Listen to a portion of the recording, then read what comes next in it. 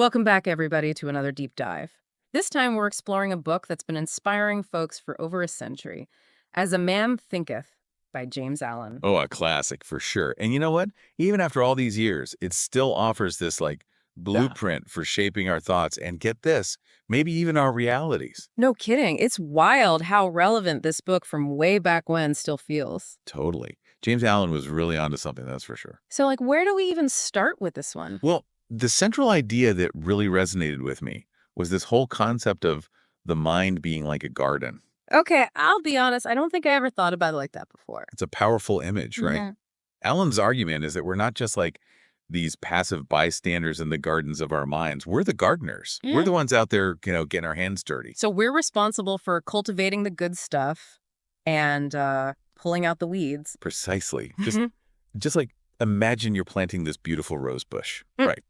You wouldn't just stick it in the ground and hope for the best. You want to nurture it, give it what it needs to thrive. Exactly. You'd protect it from pests, make sure it has the right soil, all that good stuff. Well, Allen suggests we should do the same thing for our minds.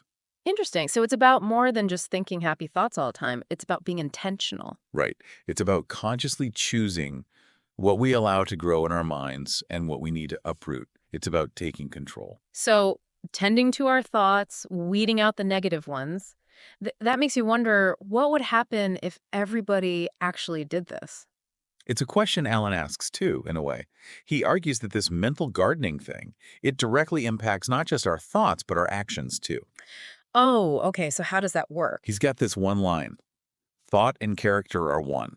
And as character can only manifest and discover itself through environment and circumstance, the outer conditions of a person's life will always be found to be harmoniously related to his inner state. Whoa, that's a mouthful. Basically, he's saying our thoughts shape who we are, Yeah. our character, Yeah. right? And then our character, that shapes our actions. And ultimately, our actions create the circumstances of our lives. It's like a ripple effect. Everything starts with that initial thought. Exactly. And that's what's so powerful about it. We may not be able to control everything that happens to us. Life throws curveballs. Yeah.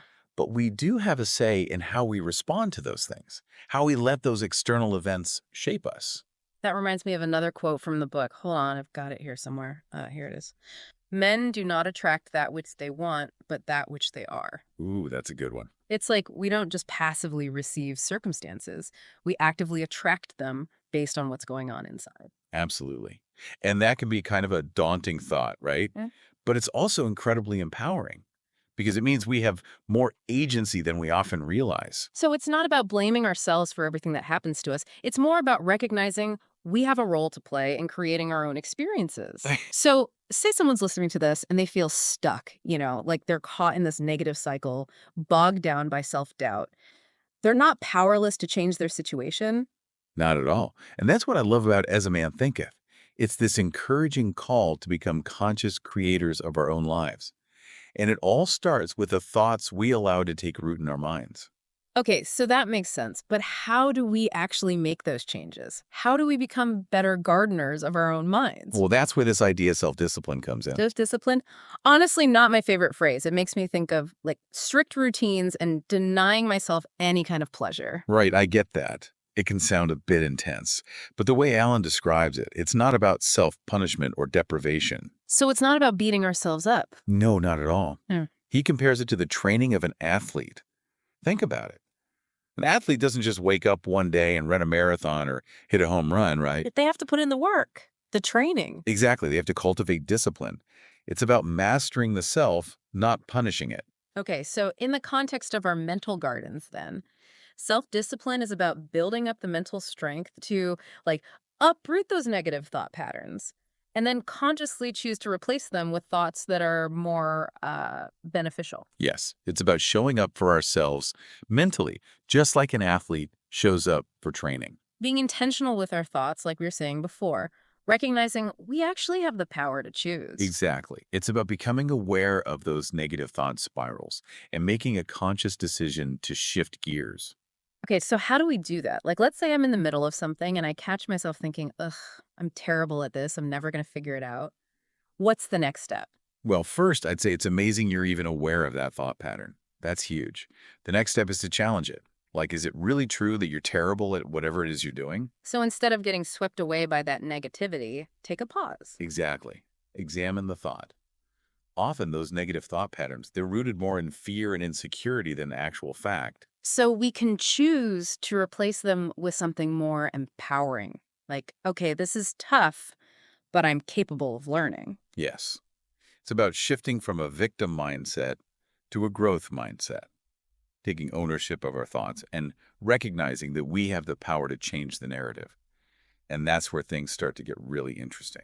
Well, for me, one of the coolest things Alan does is he connects this mental gardening stuff, not just to like our actions, but to our well-being too, like our physical and mental health. Okay, now that's interesting. I've always thought there was a strong connection between mind and body, but I'm curious to hear how Alan puts it.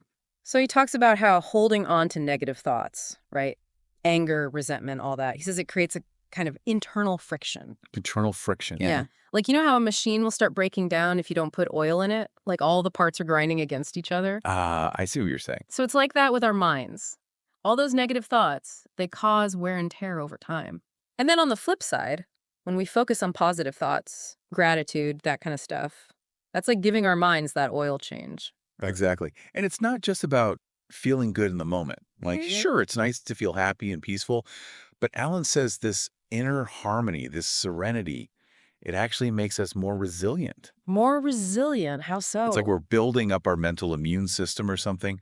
So when those inevitable challenges come up in life, we're better equipped to handle them. It's like that saying, calm seas don't make skilled sailors. Yes, exactly. If we never encounter any storms, we don't know how to sail the ship, do we? You never learn those skills. Right. So when we do encounter those inevitable challenges, having that strong mental foundation, that inner peace, allows us to face them head on with more clarity, with more strength. We're less likely to get swept away by the chaos. That makes a lot of sense. So it's not about avoiding life's challenges altogether, but about learning to face them with a sense of like inner peace. Exactly. And with that comes a sense of empowerment too. Like, you've got this. You can handle whatever life throws at you. I love that. Okay, but let's get practical for a second. Alan talks a lot about the power of thought, but what about action? How does that fit in? Another great question. Hmm. Because Alan's not advocating for just, you know, sitting around and thinking happy thoughts all day. He doesn't want us being passive. So it's not just about wishful thinking. No way. He's very clear that action is absolutely essential. In fact, he says this: act is the blossom of thought, and joy and suffering are its fruits. Thus does a man garner in the sweet and bitter fruitage of his own husbandry. Okay, I think I need you to unpack that one for me. So think of it like this. Our actions, they're the fruit that grows from the seeds we've planted in our minds. If we've been cultivating a mental garden full of, like, negativity and self-doubt, well, We're probably going to reap some pretty bitter fruits. exactly. But here's the encouraging part. If we've been tending to our thoughts, if we're consciously choosing to focus on growth and positivity and possibility, well, We're more likely to take actions that reflect that. yes. And those actions are what ultimately lead to those fulfilling, joyful experiences. It becomes this beautiful cycle. It's like creating our own self-fulfilling prophecy, but like in a good way. Exactly. It all starts with that inner shift. And this actually ties into another big idea from the book, which is the importance of having a vision for our lives. I mean, Alan straight up calls dreamers the saviors of the world. I know, right? That's a bold statement. It really is. But it speaks to how powerful a vision can be, right? Not just for our own personal growth, but for like making the world a better place. Totally. When we allow ourselves to dream big, to envision something better, it unlocks this incredible source of motivation. So it's not enough to just daydream about a better life. We have to actually cultivate those dreams, almost like we tend to our gardens. Exactly. We have to nurture them, water them, give them sunlight, and then most importantly, we have to take action. Let those dreams fuel our actions. Easier said than done sometimes, because let's be real, life throws curveballs. Things happen that we don't expect. How do we stay resilient when those challenges pop up? You know, one of the things I appreciate about As a Man Thinketh is that Alan doesn't pretend that life is always going to be sunshine and roses.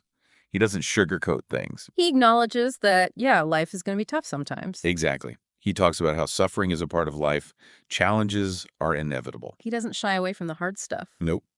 But here's the thing. He also says that even in the midst of difficulty, even in the midst of suffering, there's still opportunity for growth. He says, circumstance does not make the man. It reveals him to himself. Meaning it's not the challenges themselves that define us, but how we choose to respond to them. Yes. Our struggles can actually help us to discover our own strength, our resilience, our capacity for compassion even. That's a powerful way to look at it. So we can choose to see those tough times as opportunities for growth rather than just, reasons to give up. Exactly. And that's where all that work we've been talking about, tending to our thoughts, cultivating self-discipline, all of that, it comes into play. Because when we've built up that inner strength, that unshakable belief in ourselves, we're able to face those challenges with more grace and courage. We know we have the tools to navigate them. Exactly. So, we've covered a lot of ground here. We've talked about tending to our thoughts, cultivating self discipline, embracing a growth mindset, having a vision, facing challenges with resilience. It's a lot to digest. Before we wrap up, are there any final takeaways from As a Man Thinketh that you think are essential for our listeners? If I had to pick one thing from As a Man Thinketh that just really sticks with you, it's that simple but powerful idea that our thoughts create our reality. It's like we're always writing our own story, you know, but it's all happening in our minds. Exactly. And Yeah. the best part is we have the power to edit that story whenever we want. Mm. We can change the narrative. It's a pretty powerful message when you think about it. Yeah, it makes you wonder, what does that mean for for everybody? If our own individual thoughts are so powerful, what happens when you think about it on a bigger scale? Like for society as a whole? That is a fascinating question. And, as I think Alan was thinking about too, is like if we imagine the whole world as one giant garden, what are we all collectively cultivating together with our thoughts, our fears, our hopes, everything? It's a good question, right? It makes you stop and think. Definitely. It's a call to action in a way, Yeah. not just for us to grow individually, but for all of us to work towards transforming things for the better. Together. Exactly. It starts with recognizing that we each have a part to play in creating a world that's more positive, more just, more compassionate. And it all begins with the thoughts we choose to plant in our own minds. Yeah. Talk about food for thought. As a Man Thinketh definitely gave us a lot to unpack today. It's amazing how a book written so long ago can still feel so relevant today, don't you think? It really Yeah. is. Yeah. But I think it speaks to how timeless those ideas are, the power of our thoughts, how important self-mastery is, Mhm. the fact that our inner world and our outer world, they're connected. Yeah. Those are themes that never really go out of style. Absolutely. A huge thank you to James Allen for giving us so much to think about. And to all of you listening, thanks for joining us on this deep dive into As a Man Thinketh. Hopefully, you're walking away feeling inspired, not just to take care of your own mental garden, but to see the world, maybe even yourself, with fresh eyes. Until next time, happy gardening, everybody.